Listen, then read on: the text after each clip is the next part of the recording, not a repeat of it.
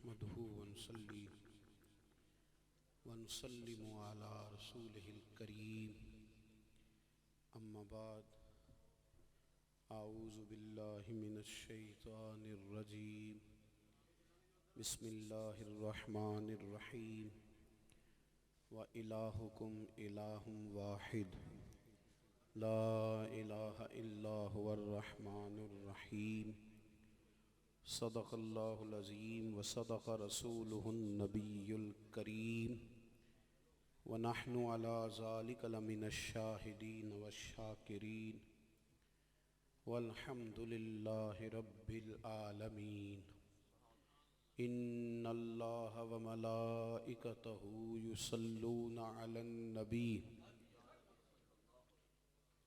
يا أيها الذين آمنوا صلوا عليه وسلموا تسليما الصلاة والسلام عليك يا سيدي يا رسول الله وعلى آلك وأصحابك يا سيدي يا حبيب الله الصلاة والسلام عليك يا سيدي يا نبي الله وعلى آلك وأصحابك يا سيدي يا رحمة للعالمين.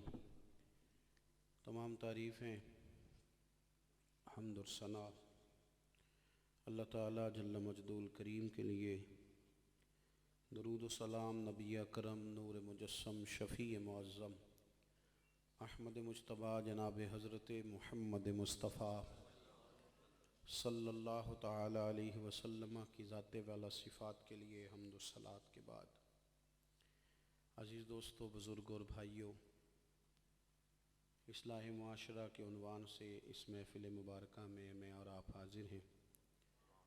اللہ کریم ہماری حاضری کو قبولیت کا درجہ عطا فرمائے۔ یہ سارے دوست اگر ویڈیو ہی بنائیں گے تو میں تقریر کس کو سناؤں گا؟ پھر تو ایک ویڈیو بنا کے آپ کو بھیج دیتے، آپ دیکھ لیتے۔ اللہ آپ کو خوش رکھے۔ تو کوئی بات چیت کرنے ہیں نا آپ کے ساتھ، اللہ تعالیٰ آپ کو برکت دے، سلامتی عطا فرمائے۔ ان کو جیبوں میں ڈالیں، اللہ آپ کو خوش رکھے۔ یہ جو سنگی بنا رہے ہیں جی، آپ اپنے پاس نہ رکھیے کہ کسی کو دے بھی دیجئے گا۔ کہتے ہیں دے دیں گے جی انشاءاللہ تعالیٰ۔ ان کا نمبر شمبر لے لیں اور باقی تھوڑی میری طرف توجہ رکھیں تاکہ میں بات کر سکوں آپ سے۔ اللہ آپ کو برکات عطا فرمائے۔ قرآن مجید فرقان حمید کے دوسرے پارے میں سے آیہ کریمہ میں نے تلاوت کی ہے۔ اللہ کریم نے فرمایا وَإِلَٰهُكُمْ إِلَٰهٌ وَاحِدٌ، فرمایا تمہارا معبود ایک ہی معبود ہے، لا الہ الا، اس کے سوا کوئی عبادت کے لائق نہیں۔ والرحمن الرحیم، بڑا مہربان ہے اور نہایت ہی رحم کرنے والا۔ عزیز دوستو، اللہ وحدہ لا شریک ہے، اور یہ اس کی شان ہے کہ اس کے سوا کوئی عبادت کے لائق نہیں۔ سارے دین کا مدار اسی چیز پہ۔ نبی پاک صلی اللہ تعالیٰ علیہ وآلہ وسلم نے اپنی ساری حیات ظاہرہ یہی پیغام لوگوں کو سکھایا، یہی بات سمجھائی کہ اللہ کے سوا کوئی عبادت کے لائق نہیں۔ ہمیں حکم دیا گیا کہ ہماری پیشانیوں کے سجدے، ہماری زبانوں کی تسبیحات اور ہمارے دلوں کی چاہت اور ہماری امیدوں کا مرکز ہمارے رب کی ذات ہونی چاہیے۔ حضور سید عالم صلی اللہ علیہ وسلم کے بارے میں رب فرماتا ہے وَدَاعِيًا إِلَى اللَّهِ بِإِذْنِهِ وَسِرَاجًا مُنِيرًا، فرمایا یہ میرے محبوب ہیں، میں نے انہیں نہ اللہ کی طرف دعوت دینے والا بنا کے بھیجا اور چمکتا ہوا آفتاب بنا کے بھیجا۔ نبی پاک صلی اللہ علیہ وسلم نے اپنی شانیں دکھائیں، عظمتیں لوگوں کے سامنے حضور کی ظاہر ہوئیں، لیکن نبی کریم کی بارگاہ میں کوئی حضور کا معجزہ دیکھ کے بھی گیا نا تو کریم نے اسے یہی فرمایا کہ معجزہ تم میرا دیکھو گے، کلمہ میرے ہاتھ پہ پڑھو گے، پر عبادت میرے رب کی کرو گے۔ شرک ایک ہوتا ہے شرک اکبر، اللہ کی ذات و صفات میں کسی کو شریک سمجھنا، اور ایک ہوتا ہے شرک اصغر، اس کا مطلب ہوتا ہے ریاکاری کرنا، دکھاوا کرنا، یہ بھی شرک ہے۔ حدیث پاک میں اس کو بھی شرک کہا گیا۔ اگرچہ اس کی وہ سزا نہیں جو شرک اکبر کی ہے، اس کا وہ حکم نہیں جو شرک اکبر کا ہے، یہ معاف ہو جاتا ہے۔ شرک اصغر کہا گیا، دکھاوا نہیں کرنا، ریاکاری نہیں کرنی۔ انسان جب مخلص ہو جاتا ہے نا، مخلص، تو وہ مطمئن ہو جاتا ہے۔ ہم بے قرار اور بے یقین اس لیے ہوتے ہیں کہ ہم نا بہت ساری جگہوں پہ مخلص نہیں ہوتے۔ مخلص خود بخود مطمئن ہوتا ہے۔ آپ بہت سارے تعلقات دنیا میں بناتے ہیں پر ڈرتے ہیں یہ ٹوٹ نہ جائے۔ میں نے عرض کیا تھا جی بیٹھ جائیں آپ حضرات کا بہت شکریہ، آپ نے بڑا سادہ خطیب بلا لیا ہے تو ہم تو نہیں ہلنے دیتے بچے کو بھی، تو آپ بیٹھ جائیں اپنی جگہ پہ، سارا کچھ، اتنے تو زیادہ لوگ ہی نہیں ہیں جتنے آپ پریشان ہیں۔ تو ہوتا ہے نا بہت بڑا مجمع جی ہم سے سنبھالا ہی نہیں جا رہا، تو ماشاءاللہ کور ایریا ہے اور بڑے سکون سے لوگ بیٹھے ہیں، بس تشریف رکھیں۔ میں نے تو باتیں بھی چند ایک ہی کرنی ہیں، تو آپ کے سیدھا سودھا کرتے تقریر ویسے ختم ہو جائے گی، تو آپ مہربانی کریں مجھے موقع دیں تاکہ میں بات کر سکوں۔ اللہ تعالیٰ آپ کو جزائے خیر عطا فرمائے۔ اب تو میں بہت ساری جگہوں پہ دوستوں سے کہتا ہوں آپ میری ریکارڈنگ نہ کرنا، میں ایسے ہی آؤں گا، اس لیے کہ ہم تقریر سنانے جاتے ہیں، کوئی ریکارڈنگ کرانے تو نہیں نہ جاتے۔ تو ہوتا ہمارے ساتھ یہ ہے کہ ہمیں لگتا ہے ہم ریکارڈنگ کرانے آئے ہوئے، تو مطلب یہ کہ میری طبیعت کے لحاظ سے میں اس بات کو پسند کرتا ہوں کہ 3 لوگ میرے سامنے بیٹھے، میں ان کی کوئی تربیت کروں، وہ میرے ساتھ کوئی بات کریں۔ باقی یہ تو دل کے لیے موت ہے مشینوں کی حکومت، اور احساس مروت کو کچل دیتے ہیں آلات۔ یہ شوق ہے میرا، کوئی ایسی بات نہیں ہے کہ میں اس کو ناپسند کرتا ہوں، شوق ہے کہ تھوڑا سا بیٹھ کے کسی کے ساتھ کو بات کی جائے، اور ایسا نہ ہو آپ ویسے ذہن بن جائے نا آپ کا میری ریکارڈنگ ہو رہی ہے تو پھر بندوں کی طرف دھیان نہیں ہوتا، ریکارڈنگ کی طرف ہوتا ہے، میری ایک نفسیاتی یہ اثر ہوتا ہے۔ اللہ تعالیٰ آپ کو جزائے خیر عطا فرمائے۔ اور میں نے کچھ اسپیشل پروگرام ریکارڈ کرائے، کچھ ٹی وی چینل والے آگے کچھ اسپیشل ریکارڈ کرائے، تو ریکارڈ کرانے والوں کو بعد میں نے کہا کہ مجھے مزہ نہیں آیا بات کرنے کا۔ ویسے جمعے میں کیمرہ لگا ہوتا ہے، میں لوگوں سے بات کر رہا ہوتا ہوں تو وہ بات چل جائے تو چل جائے، وہ معاملہ ایک الگ ہے۔ تو آپ میری آپ مہربانی کریں، ہمارے درد کو تو سمجھیں نا آپ کہ مہربانی، ہمارا تو دل کرتا ہے کہ بات دل سے نکلے اور دل کے ساتھ بات کی جائے، تو آپ ہمیں وہاں کیوں الجھاتے ہیں جہاں الجھنا چاہتے نہیں۔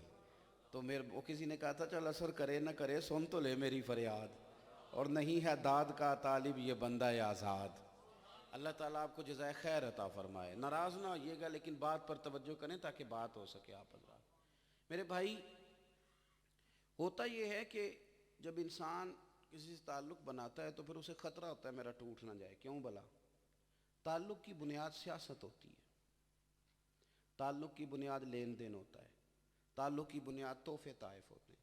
اگر تعلق کی بنیاد اخلاص ہونا تو آپ کو اس کے لیے بہت زیادہ جدوجہد نہیں کرنی پڑتی، وہ تعلق قائم رہتا ہے، کیونکہ سامنے والے کو پتہ ہے کہ آپ لالچی نہیں ہیں، آپ کو اس سے کوئی لالچ نہیں۔ جو آپ کے مخلص لوگ ہوتے ہیں انہیں بتانا بھی نہیں پڑتا کہ ہم تیرے ساتھ مخلص ہیں، یعنی اخلاص کی خوشبو ہوتی ہے وہ خود بخود آ جایا کرتی ہے۔ آپ جب مخلص ہو جاتے ہیں عبادت کے ساتھ بھی تو آپ کو نماز میں لذت آنے لگ جاتی ہے۔ جب آپ دین کے ساتھ مخلص ہو جاتے ہیں تو پھر آپ کو خدمت کا جذبہ نصیب ہوتا ہے، خدمت کا، پھر کوئی کام آپ پر بوجھ نہیں بنتا، پھر کام کر کے آپ کو سکون نصیب ہوتا ہے۔ لوگوں کے ساتھ جب ہم مخلص ہو جاتے ہیں، لوگوں کے ساتھ، پھر ہمارا رویہ یہ میرے عزیز بن جاتا ہے کہ ہمیں بھی محسوس ہوتا ہے کہ میرا اسے اللہ کی رضا کا تعلق ہے، اسے بھی پتہ ہوتا ہے کہ میرا اس کے ساتھ فی سبیل اللہ رشتہ ہے۔ پھر وہ رشتے جو ہوتے ہیں نا وہ ان میں کوئی گھٹن نہیں ہوتی، بندہ 6 دن بھی اکٹھے رہ کے اکتاتا نہیں۔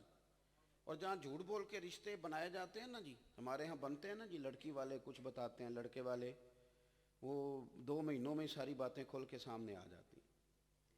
وہ چونکہ بنیاد جھوٹ تھا، ریاکاری تھی، آپ نے تحفے دے کے رشتہ بنا لیا تو کب تک دیں گے؟ جس کو آپ دیتے ہیں وہ تو کہتا ہے روز دو تب رشتہ قائم رہے گا، اور آپ نے 100 دفعہ دیا 1 دفعہ نہیں دیا تو وہ ناراض ہو جائے گا۔ آپ کو کرنا یہ ہے کہ آپ کو مخلص ہونا ہے۔ جب آپ مخلص ہو جاتے ہیں تو میرے نبی پاک صلی اللہ علیہ وسلم نے فرمایا مخلص بندے کا تھوڑا عمل بھی دنیا اور آخرت میں اسے کفایت کر دیا کرتا ہے۔ وہ تھوڑا عمل کرتا ہے لیکن چونکہ مخلص ہوتا ہے، اس میں اخلاص ہوتا ہے، کوئی ریاکاری نہیں، کوئی دکھاوا نہیں، کوئی تصنع نہیں، کوئی بناوٹ، اسے کوئی جملہ تراش کے نہیں کہنا پڑتا بلکہ جملے خود بخود اس کی زبان پہ آتے ہیں، اور اسے اثر بنانا نہیں پڑتا، دکھانا نہیں پڑتا، اثر خود بخود ہو جاتا ہے، کیونکہ بات جو دل سے نکلتی ہے اثر رکھتی ہے۔ اور اقبال کہتے ہیں اس کے پر تو نہیں ہوتے، پر اڑ جاتی ہے، پر نہیں، طاقت پرواز مگر رکھتی ہے، وہ پرواز کرتی ہے، دنیا میں پہنچ جاتی ہے۔ تو اخلاص والی زندگی، اخلاص والا عمل۔ پاس رہتا تھا ابو جہل، پاس رہتا تھا ابو لہب، عبداللہ بن ابی سلول پاس رہتے تھے، اور عبداللہ بن ابی سلول جیسے منافقین نے نمازیں بھی پڑھی پیچھے، کچھ میدان جہاد میں بھی چلے گئے ساتھ دکھانے کے لیے، لیکن منافق کے منافق رہ گئے۔ حضرت اویس کرنی ایک بار بھی نہیں آئے، ملاقات بھی نہیں ہوئی، دور تھے، تو اللہ کے محبوب نے بٹن کھول کے یمن کی طرف منہ کر کے کہا مجھے یہاں سے ٹھنڈی ہوا آتی ہے۔ اخلاص والے بندے کا ساتھ ہونا بھی ضروری نہیں، وہ مخلص ہو، وہ دور ہو تو لوگ اسے یاد کرتے ہیں، لوگ کہتے ہیں کبھی آ جائے نا، کبھی 2 گھڑیاں مل جائے نا، کیوں؟ پتہ ہوتا ہے میرے ساتھ مخلص ہے، پتہ ہوتا ہے۔ اور بھائی کئی آپ کے ساتھ رہتے ہیں ان کو دکھ نہیں سنائے جاتے، اور کئی ایسے ہوتے ہیں جن سے ٹیلی فون پہ بات کرتے بندہ رو پڑتا ہے اور کہتا ہے یار آ نا، کیوں؟ کہ وہ مخلص ہے، اس کے ساتھ للہیت کا رشتہ ہے، اس کے ساتھ آپ کا پیار کا رشتہ ہے۔ زندگی میں مخلص بنے، باعمل بنے، یوں لگے گا آپ ٹھنڈی چھاؤں بن گئے، آپ کو محسوس ہوگا آپ ایک تناور درخت بن گئے، آپ کو فیل ہوگا آپ پھل دینے لگے ہیں، دنیا آپ سے فیض لینے لگی ہے۔ شرط یہ ہے کہ آپ مخلص بنے، آپ کے اندر وہ خوبصورتی آئے۔ حضرت امام غزالی رحمۃ اللہ نے لکھا ہے، ایک جگہ کچھ لوگ شیطان کی ایک درخت کی پوجا کرنے لگ گئے تھے، معاذ اللہ۔ اللہ کے ایک بندے کے دل میں خیال آیا کہ اس درخت کو کاٹ دوں، اس کو لوگوں نے میرے رب کا شریک بنا لیا ہے۔ اس نے کلاڑا لیا، کندھے پہ رکھا اور چل دیا، اکیلا اکیلا۔ مخلص ہے نا، مخلص ہے، اب اسے سیاست کرنے کی ضرورت نہیں، کچھ چلاکی کر کے بندے ساتھ ملانے کی، مخلص ہے نا، اسے پتہ یار کوئی بھی نہ ساتھ چلے میرا راستہ ٹھیک ہے، نہ تھکاوٹ محسوس ہوگی، نہ خوف آئے گا، نہ اکتاہٹ آئے گی، کیونکہ اندر اس کا کہہ رہا ہے، ضمیر کہہ رہا ہے کہ تو مطمئن ہے، تو ٹھیک ہے۔ اب وہ جا رہا ہے رستے میں، تو رستے میں شیطان مل گیا اسے۔ امام صاحب رحمۃ اللہ علیہ فرماتے ہیں کہ شیطان کے ساتھ نا اس کی پنجہ آزمائی ہو گئی۔ شیطان کہنے لگا میں نہیں درخت کاٹنے دوں، اس نے کہا میں کاٹوں گا، لوگ اس کی پوجا کرتے ہیں معاذ اللہ، میں کاٹ کے رہوں گا۔ اس نے کہا میں نہیں کاٹنے دوں گا، کہا میں کاٹوں گا۔ بات آگے بڑھی، ہاتھا پائی تک گئی، بالآخر شیطان اور اس کی پنجہ آزمائی ہوئی تو شیطان نے اسے زیر کر لیا، اس نے شیطان کو زیر کر لیا، شیطان کو گرا دیا، شیطان کے سینے پہ چڑھ گیا۔ اب جب وہ شیطان کو مارنے لگا نا تو شیطان تو شیطان ہی ہے، اور شیطان شیطانی سے باز نہیں آتا ہوا جو شیطان، اس نے شیطانی کر دی۔ کہنے لگا ایک بات بتاؤں، درخت کاٹ کے تمہیں کیا ملے گا؟ کہتے ہیں لوگ، دیتے ہیں مشورے، لوگ مستقبل کا خوف دلاتے ہیں، لوگ بال بچے یاد کراتے ہیں، لوگ بتاتے ہیں کہ یہ ہو جائے گا، وہ ہو جائے گا، کیسے بڑھو گے، بڑی کہانیاں، بڑی سٹوریاں، بڑے بڑے بھولے بالے، بڑے اللہ والے، ریاض آپ کو بس ہم ہی جانتے ہیں۔ ہوتے ہیں کچھ لوگ بڑی داستان سرائی کرتے ہیں، بڑا کچھ آپ کو بتائیں گے۔ رستوں میں روک کر واپس لے آنے والے بڑے ہیں جو بتاتے ہیں کہ آگے طوفان ہے، آگے پانی بڑا گہرا ہے۔ بڑے لوگ ہیں جو بڑے رنگ بتاتے ہیں، وہ تھوڑے ہیں جو کہتے ہیں تو چل صحیح، اللہ مدد کرنے والا ہے۔ لیکن وہ اخلاص والے لوگ، شیطان اس کو کہنے لگا کہ درخت کو کاٹ کے تجھے کیا ملے گا، میں ایک بات نہ بتاؤں؟ کہ بتاؤ۔ کہنے لگا اگر تم واپس چلے جاؤ نا تو روز سویرے جب اٹھو گے نا تو 5 دینار تمہارے سرانے پڑے ہوں گے۔ اس نے کہا پکی بات ہے؟ کہا پکی بات ہے۔ اب وہ واپس لوٹ آیا، سویرے اٹھا تو 5 دینار پڑے تھے، لالچ میں آ گیا، پہلے مخلص تھا اب لالچی ہو گیا۔ پھر دوبارہ اگلی صبح اٹھا تو پھر 5 دینار پڑے تھے، اس نے لے لیے۔ 3-4 دن تو وہ پیسے آئے، 5واں دن ہوا تو وہ خالی تھا، تکیہ نیچے کچھ بھی نہیں نکلا۔ بڑے غصے میں اب وہ کلاڑا پھر کندھے پہ رکھا، پھر چلا۔ رستے میں پھر شیطان ملا، اس نے کہا کہاں جا رہے ہو؟ کہا درخت کاٹنے۔ کہا میں نہیں جانے دیتا۔ لڑائی بڑھ گئی، اب کی بار شیطان نے اسے گرا لیا اور اس کے سینے پہ چڑھ گیا۔ اس شخص کو نا اپنے وجود میں کمزوری محسوس ہوئی، اللہ کرے آپ کو سمجھ آئے میری بات۔ اسے اپنے لب و لہجے میں وجود میں کمزوری محسوس ہوئی. طاقت تو اخلاص میں ہوتی ہے, طاقت اخلاص. کچھ لوگ جو ہیں وہ بھی تبلیغ کرتے ہیں, میری طرح کے کچھ لوگ تبلیغ کرتے ہیں تو محسوس ہوتا ہے کہ ان کا کام ہے, یہ کریں گے. وہ تنقید کرتے ہیں تو محسوس ہوتا ہے کہ یار نہیں, اندر سے بات نہیں کر رہا, کیونکہ بٹھایا ہے ہم نے اس کو مولوی کو بلا کر, تو اب تو کچھ تو سمجھانا تھا نا. اور کچھ بندے ایسے ہوتے ہیں جو بات کرتے ہیں تو ان کا درد بھی شامل ہوتا ہے. وہ بات کرتے ہیں تو وہ لپٹی ہوئی آنسوؤں میں ہوتی ہے, اس کے اندر نا ان کا سوز شامل ہوتا ہے. ان کے لفظوں سے زیادہ ان کی روح زور لگا رہی ہوتی ہے کہ مان جاؤ, واپس آ جاؤ, تو محسوس ہو رہا ہوتا ہے. اس نے, شیطان نے جب اس سے پنجہ آزمائی کی تو بندہ اپنے آپ کو کمزور پانے لگا اپنے آپ کو. بالآخر شیطان نے گرا لیا, سینے پہ چڑھ گیا. اب وہ زیر تو ہو گیا, پر شیطان سے کہنے لگا سمجھ نہیں آئی, پچھلی دفعہ تو میرے الٹے ہاتھ سے گر گیا تھا, لیکن آج میں نے سارا زور لگایا تو جیت کیسے گیا؟ تو شیطان کہنے لگا ابھی بھی نہیں سمجھ آئی. پچھلی دفعہ تو آیا تھا رب کی رضا کے لیے, اور آج تو آیا ہے کہ تجھے 5 دینار کیوں نہیں ملے. طاقت جو تیرے وجود میں تھی وہ اخلاص کی تھی. طاقت دیکھیں نا, حدیث پاک میں نبی پاک صلی اللہ علیہ وسلم نے فرمایا اپنی بیوی سے بغض نہ رکھو. اگر اس کی ایک عادت ناپسند ہے تو اس عادت پہ غور کر لو جو تمہیں پسند ہے. اس کا مطلب ہے کچھ لوگ ایسے ہیں جو 1-2 عادت کی وجہ سے بیوی سے بھی بغض پال لیتے ہیں. ہر وقت کی بحث, ہر وقت نیچا دکھانے کی کوشش کرنا, ہر وقت کہنا تیرا میکا یوں ہے, یعنی مخلص نہیں رہتے, مخلص نہیں رہتے. اور میں آپ کو عرض کروں, گھر غربت سے چل جاتا ہے, لیکن بندہ مخلص نہ ہو تو گھر نہیں چلتا. بیوی تھوڑے پیسوں پہ گزارا کر لیتی ہے, پرانے کپڑوں پہ زندہ رہ لیتی ہے, لیکن پتہ چلے نا کہ میرے علاوہ بھی کئی نظر ہے, پھر نہیں گزارا کر پاتی. لیکن اگر اسے احساس ہو نا کہ یہ غریب ہے یا امیر ہے, یہ کمزور ہے یا طاقتور ہے میرا, یہ میرے ساتھ مخلص ہے کسی اور, تو وہ گھر جو ہوتا ہے نا وہ جنت بن جاتا ہے, خوبصورتی پیدا ہو جاتی ہے اس کے اندر. اخلاص آپ کو بڑا کرتا ہے, اخلاص آپ کو طاقتور کرتا ہے. ہم نہ ہر بات دکھا لیتے ہیں. میں ابھی دوستوں سے کہہ رہا تھا, میری طرح کے جو لوگ ہیں نا, اب ہم پہ بڑی ساری چیزیں بوجھ بننے لگی ہیں. یعنی کسی محفل میں اللہ رسول کا نام لے کے رو پڑے تو اسے بھی کچھ لوگوں نے بیچا.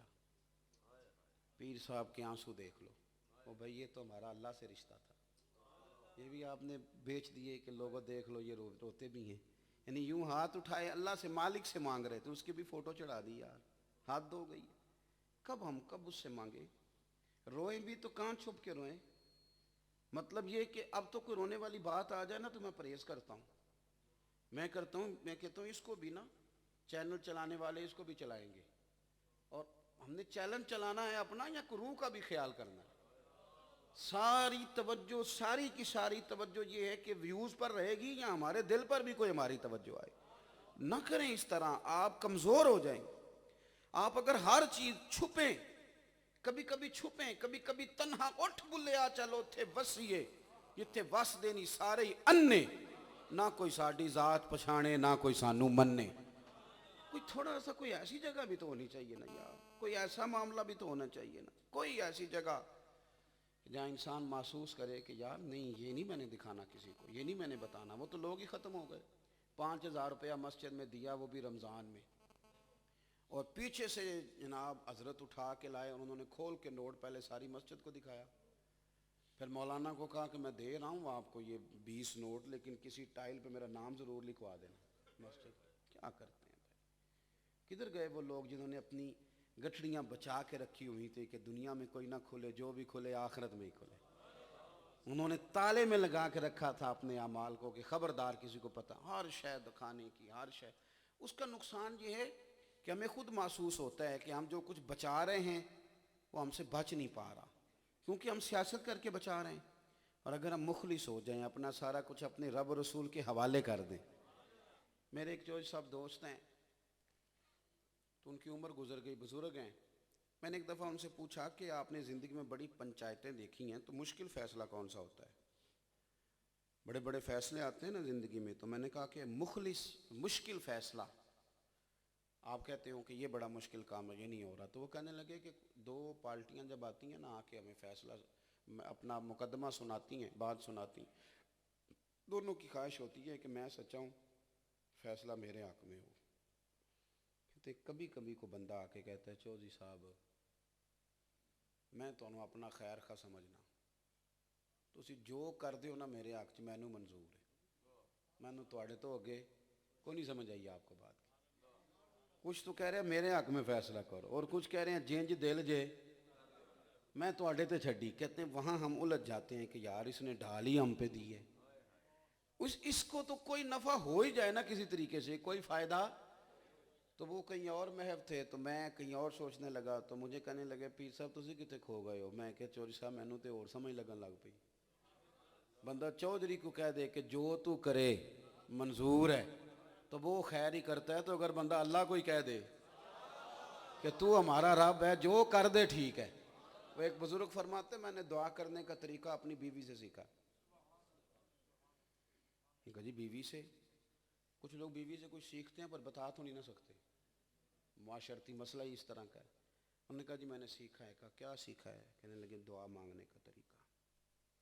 بیوی کو کچھ ضرورت تھی پیسوں کی تو اس نے مجھ سے سوال کیا اتنے پیسے چاہیے، تو میں نے کہا میرے پاس نہیں ہے، کچھ دنوں میں دے دوں گا۔ اس نے پھر کچھ دنوں کے بعد کہا کہ وہ آپ سے پیسے کہے تھے، میں نے کہا ابھی نہیں آتے ہیں تو دے دوں گا۔ اس نے پھر تیسری دفعہ یاد کرایا تو مجھے غصہ آ گیا، میں نے کہا بھلی مانس تو روز مجھے شرمندہ کرتی ہے، کہا ہے نا نہیں میں دے دوں گا، اور میں نے زیادہ ہی ڈانٹ دیا، وہ رونے لگی، تو دیر تک روتی رہی، پھر چپ کر گئی، پھر اس نے ایک جملہ کہا تو میں رونے لگا، کہنے لگی آپ ہی تو میرے شوہر ہیں، آپ سے نہ کہوں تو کس سے جا کے کہوں؟ کہتا ہے میں رونے لگا تو وہ کہنے لگی آپ کیوں روتے ہیں؟ تو میں نے کہا جب میں اپنے رب سے کہوں گا نا تو ہی میرا رب ہے، تجھ سے نہ کہوں تو کس سے جا کے کہوں؟ تو پھر اللہ راضی ہوگا، اللہ پھر نوازے گا۔ نبی پاک صلی اللہ علیہ وسلم نے فرمایا رب سے مانگو تو بے یقینی کے ساتھ نہ مانگو، جب اس سے مانگو تو پھر کھول کے مانگو، اور اس سے مانگو تو دامن پھیلا کے مانگو، اور یقین کامل کے ساتھ مانگو۔ یارو ہم مخلص ہو کے تو یار ہماری تو دعا مانگو جی، دعا مانگو جی، دل کرتے کبھی کبھی پوچھوں دائیں بائیں والوں سے کیا مانگا ہے، کیا مانگا ہے۔ میں ہماری طرح کے میری طرح کے چھوٹے مولوی جب سویرے الف با تا سا پڑھاتے ہیں نا تو بچہ تھوڑا ادھر منہ کرے نا سبق پڑھاتے زور سے تھپڑ مارتے، اوے تو سبق مجھے سنا رہا ہے اور ادھر دیکھ رہا ہے، اور تو رب سے دعا مانگ رہا ہے، اور دیکھتا ادھر ہے، جھانکتا ادھر ہے، اور سوچ تیری کدھر ہے، اور دعا اللہ سے مانگ رہا ہے۔ حضرت موسیٰ کلیم علیہ السلام نے عرض کی مالک میری قوم کہتی ہے کہ تو ہماری دعائیں قبول نہیں کرتا، تو رب کریم نے فرمایا موسیٰ ان کے لفظ میرے ساتھ ہوتے ہیں، دل نہیں نا میرے ساتھ ہوتا۔ یہ جملوں سے تو مانگتے ہیں، اخلاص سے مانگے نا روح سے، تو مالک نے تو وعدہ کیا اجیب دعوت الداع اذا دعان، تم جب بھی دعا مانگو گے میں تمہاری دعاؤں کو قبول فرماؤں گا۔ تو اخلاص اپنی زندگی میں پیدا کریں، والد کے ساتھ بھی مخلص رہیں۔ بانیوں میں بلا دولت مند کون ہوتا ہے؟ میں کو دعویٰ تو نہیں کر سکتا لیکن درویشوں کی خدمت میں بیٹھنے والا ہوں، مشورہ تو دے سکتا ہوں نا۔ بانیوں میں بھلا دولت مند کون ہوتا ہے؟ جو رٹے نہیں ڈالتا، جس نے رٹا ڈالا نہیں کارنر والی میری ہے، آپ دیکھ لیں گے غریب ہی رہ جائے گا، اور جو کہتا ہے نا بھائی تیرے نال لڑ نہیں ہوندا تم پرا ہے، ماں جائے کے ساتھ لڑوں، فیصلہ کر لو جو میری بچی مجھے دے دینا۔ میں نے ان لوگوں کو دنیا کا امیر ترین آدمی دیکھا ہے، یہ غنی لوگ ہوتے ہیں جو رٹا ڈال کے بیٹھ گیا، اور چوتھے دن نہیں وہ فلانی میری تھی، وہ باہر سے پیسے میں نے بھیجے تھے، وہ فلانی جگہ میں نے خریدی تھی، وہ فلانی جگہ کاروبار میں نے تو ٹھیک ہے بھائی تو لے جا پیسے۔ کچھ لوگوں کے پاس پیسے بچ جاتے ہیں، رشتہ کوئی بھی نہیں بچتا، اور کچھ لوگ ایسے ہوتے ہیں ان کے گھر میں ماں بھی ہوتی ہے، باپ بھی ہوتا ہے، دکھی بہن بھی جب اپنے سسرال سے تنگ آتی ہے تو اس بھائی کے دروازے پہ آ کے بیٹھتی ہے، تو امیر وہ ہے جو جائیداد لے گیا یا امیر وہ ہے جو رشتے بچا گیا سارے کے سارے؟ امیر بھائی وہ ہوتا ہے جسے بہن فون کرتی ہے اور فون کر کے کہتی ہے بھائی ضرورت ہے، میں ان کسی اور نوں تے کہہ بھی نہیں نہ سکتی، وہ بڑا امیر ہے، وہ اپنے آپ کو سمجھے کہ دولت ساری میرے پاس، کیونکہ رشتے تو میرے ساتھ بندھے ہوئے۔ مخلص ہو جائیں زندگی میں۔ بات ختم کرنے لگا ہوں۔ مولا شیر خدا علی المرتضیٰ حضرت مولا کائنات کرم اللہ تعالی وجہ الکریم میدان میں جنگ لڑ رہے ہیں، بچھاڑ لیا کافر کو۔ عرب کے لوگ جو ہوتے تھے وہ نا کوشش کرتے تھے کہ لڑائی میں اگر وہ قابو آ جائے نا کسی دشمن کے، تو کوشش کرتے تھے اسے غصہ دلائیں تاکہ وہ جلدی قتل کر دے، ورنہ وہ لاشوں کا مسئلہ کرتے تھے، پہلے انگلی کاٹتے پھر ہاتھ نکالتے، بڑا تکلیف دے کے مارتے تھے، تو کوشش کرتے تھے غصہ دلایا جائے تاکہ جلدی قتل کر دے۔ اس نے معاذ اللہ ثم معاذ اللہ مولا علی کی جانب منہ کر کے تھوکا، انہیں غصہ دلاتا ہوں یہ مجھے جلدی قتل کر دیں گے۔ حضرت علی نے زیر کر لیا، جب اس نے تھوکا نا ادھر منہ کر کے، تو حضرت مولا علی شیر خدا نے نا اس کے اوپر بیٹھے ہوئے تھے اٹھ گئے، مان لگے جا تو آزاد ہے۔ کچھ لوگ ایسے ہوتے ہیں جنہیں لوگ آزاد نہیں کرتے، پکا قید کر لیتے ہیں، پکا قید، وہ نہیں پھر کہیں جا سکتے، پکی بات۔ فرمایا جا تو آزاد ہے، وہ وہیں کھڑا ہو گیا، حالانکہ جس کی جان چھوٹ جائے نا موت سے تو بھاگ جاتا ہے، وہ کھڑا ہو گیا اور کھڑا ہو کے کہنے لگا حضور پہلے بتائیں آزاد کیوں کیا، جب گرا جو لیا تھا تو قتل کرتے۔ تو حضرت مولا مرتضیٰ شیر خدا فرمانے لگے میں تجھے، میرا تیرے ساتھ کوئی رٹا جائیداد کا ہے، میرا تیرے ساتھ کیا جھگڑا ہے، کوئی کاروباری ہے، کوئی پیسوں کا لین دین ہے، تو اللہ کے دین کا دشمن ہے، میں رب کریم کے دین کا سپاہی ہوں، میں تجھے قتل کر رہا تھا اللہ کی رضا کے لیے، میرا تیرے ساتھ کوئی ذاتی معاملہ جھگڑا۔ اب جب تم نے میری جانب تھوکا ہے نا، وہ تھوک آئی یا نہیں آئی، تو نے جب مجھے غصہ دلانے کے لیے تھوکا ہے نا تو مجھے تھوڑا سا غصہ آیا ہے، اب اگر تجھے قتل کر دوں گا نا اپنے نفس کے لیے تو میرا دین اور میرا اخلاص اجازت نہیں دیتا، لہذا تو جا تو آزاد ہے۔ وہ تلوار کے زور پر تو قابو نہیں آیا، لیکن دیکھا نا مولا علی مخلص ہیں تو اٹھ کے قریب آگے کہنے لگا حضور اب کہاں جانا ہے، پھر آپ مجھے کلمہ ہی پڑھا دے۔ اگر اتنے مخلص ہیں نا مسلمان تو پھر اس دین کے قریب جانا چاہیے۔ بڑی لمبی چوڑی ہو گئی ہماری ریاکاریاں، کچھ مجھے غصہ کم آتا ہے، کچھ لوگوں پہ بڑا ہی غصہ آتا ہے، جو کہتا ہے نا میں نے اماں کو عمرہ کرایا اس پہ بڑا غصہ آتا ہے، میں کہتا ہوں تیری ماں نے تیرے لیے بڑا کچھ کیا پر اس نے کبھی نہیں بتایا، ایک عمرہ کرا کے دوستوں کو بتا رہا ہے میں نے ابا جی کو حج کرایا ہے، کبھی ابا جی سے پوچھ اس نے تیرے لیے کیا کچھ کیا۔ چڑھتی جوانی تھی تیرے باپ کی، امنگیں جوان تھیں، لیکن جب خرچے تھوڑے تھے نا تو تیرے باپ نے گھر میں فون کر کے بیوی سے کہا تھا میرے کپڑے ٹھیک ہیں بچوں کے لے لے، اس نے جوانی تیرے نام کر دی اور ایک حج کر کے سارے ملک کو بتا رہا ہے تو ایک حج کرا کے کس کو، والد کو، اس باپ کو حج کرا کے جس کے بارے میں مدینے والے نے کہا تم بس خوش ہو کے اس کا چہرہ دیکھ کر اب گھر بیٹھے حج کا ثواب عطا کرے، تو لوگوں کو بتاتا پھرتا ہے کہ ابا جی کو حج کرایا ہے۔ تو یہ غصے والی باتیں، غصے والی، اس طرح کا کام نہ کریں، اپنی زندگی میں مخلص بنیں، عبادت بھی کریں تو اخلاص والی، دکھا کے پڑھی تو کیا پڑھی 100 رکھتے بھی، اور مخلص ہو کے پڑھی جائیں، پڑھی 2 ہی جائیں، راز ہو بندے کا اور اللہ کا، آپ یقین کریں وہ نماز آپ کو تسلی دے دے گی، وہ نماز آپ کو سکون دے دے گی۔ اور کچھ بزرگ ایسے تھے جن کو تکلیفیں آئیں تو مخلص تھے نا، تو تکلیف انہیں بے صبر نہیں کر سکی، انہوں نے کہا ٹھیک ہے اس نے آسانی دی تھی، اس نے تکلیف، مخلص تھے نا، جیم جان دا کچھ وسا نہیں ہوں، جان یار نو دے تے شاد ہو جا، ایسے دل دے ہیں فساد سارے، دل دلبر نو دے تے آزاد ہو جا، تے جو رکھے آباد تے رو وسدا تے جدوں کرے برباد برباد ہو جا۔ تو ہمارے بزرگ ہمیں یہ بتاتے ہیں کہ زندگی میں جو جینا چاہتا ہے شان سے اور مرنا چاہتا ہے ایمان سے، وہ بندہ مخلص ہو کے جیے، مخلص ہو کے کریں جو کرنا ہے۔ اگر آپ ریاکاریوں میں، تصنع میں، بناوٹ میں پڑے رہ جائیں گے، پھر کیمرے کی آنکھ میں سارا کچھ آئے گا، دل میں کوئی شے نہیں آئے گی۔ اللہ کے حضور دعا ہے مالک کریم سمجھنے کی توفیق عطا فرمائے۔ آخر دعوایا ان الحمدللہ رب العالمین۔